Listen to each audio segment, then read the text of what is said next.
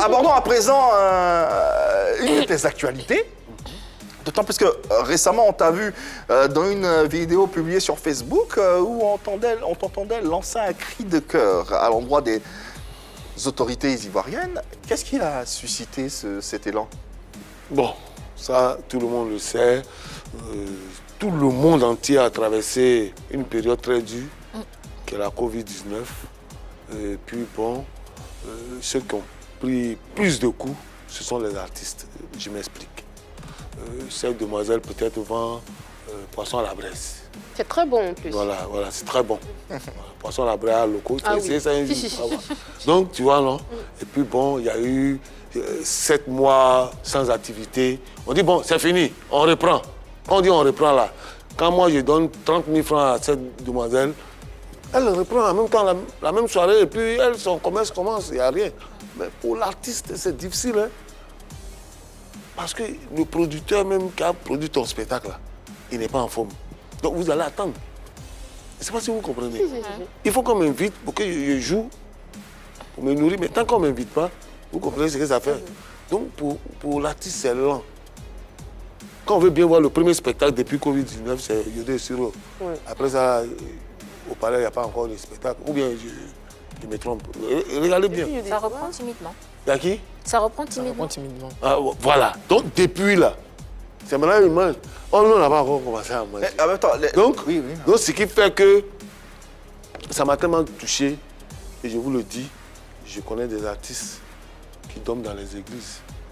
Parce que le propriétaire de maison, lui, il ne comprend pas ça comme ça. Des artistes comédiens?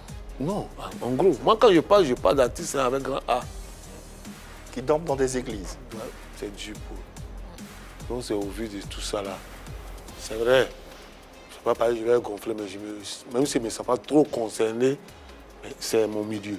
On me dira, c'est peut-être rien, pardon Annie, Vas-y. mais il y a le Burida quand même qui a essayé de faire un geste, un élan de solidarité pour les artistes avec un geste. J'ai eu 51 000 francs dans cette affaire. 51 000 francs. En plein Covid, 51 000. C'est un début, non? C'est 51 000, la maison fait 150 000. C'est là la base d'abord. Où je vis là, avec mes enfants là. Le minimum, hein, voilà, 150. Tu vois, non? Bon, 51 000.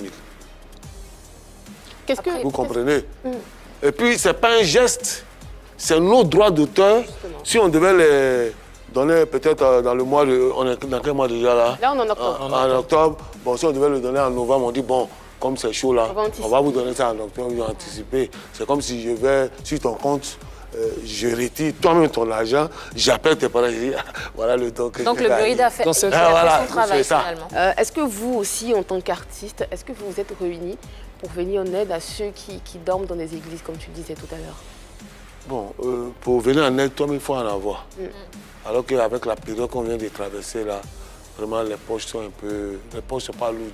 Donc quand je gagne là, je pense à mes enfants d'abord, à madame. C'est quand il y a un surplus qu'on fait, un don. Je ne peux pas prendre 100 000 francs et donner à quelqu'un alors que mes enfants n'ont pas encore mangé. Ça, vraiment, c'est tellement naturel